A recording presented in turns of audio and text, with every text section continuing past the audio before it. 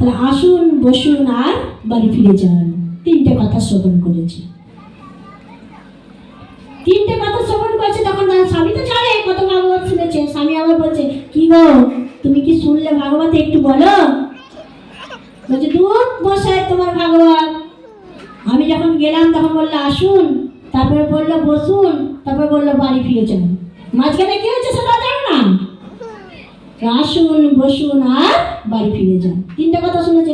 ঠিক আছে, ভাগবতের আসনে এনে যদি কেউ ভাগবতের আসনে একটা কথা শ্রবণ করে আসে, যদি কেউ উচ্চারণ করে যায়, তার নাকি উদ্ধার হয়ে যায়। তাহলে এক কাজ করো, তুমি ওই তিনটে কথা একটু বিছানায় বসে বসে উচ্চারণ করো দেখি। তখন সে আর কি করবে, স্বামী বলছে শোয়ার আগে উচ্চারণ করছে, আসুন বসুন বাড়ি ফিরে যান, আসুন বসুন বাড়ি ফিরে যান, যথারীতি বলে যাচ্ছে।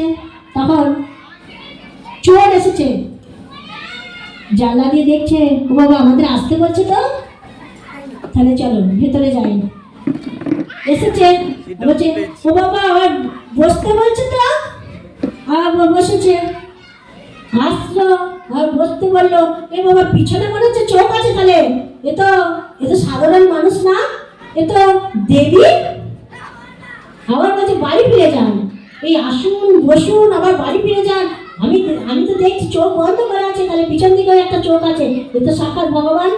সঙ্গে সঙ্গে তার চরণে পড়ে গেছে, তুমি সাক্ষাৎ ভগবান দেবী। দেখি আমাদের ভুল হয়ে গেছে চুরি করতে আসা। সঙ্গে সঙ্গে ওর বর ছুটে এসেছে, সে বলছে কি হলো, না আমাদের ভুল হয়ে গেছে, আমাদের ক্ষমা করবেন, আমি ওনাকে বুঝতে পারিনি, উনি যে সাক্ষাৎ দেবী আপনার। চুরি করা বন্ধ হয়ে গেল, সে গৃহ থেকে চলে গেল। তাহলে ভাগবতের একটা কথা মানেও জন্মের জীবনে অনেক পরিবর্তন। একটা কথা শ্রবণ করেও যদি কেউ তার এতটুকু, আমি চাই সবারই জীবনে একটু হলেও পরিবর্তন হোক, একটুখানিও পরিবর্তন হবেই হবে। এই না হলে ভাগবত আসর নয়। ভাগবতের একটা কথা শ্রবণ করা মানে লক্ষ কথার সমান। জয় জয় শ্রী রাধে রাধা।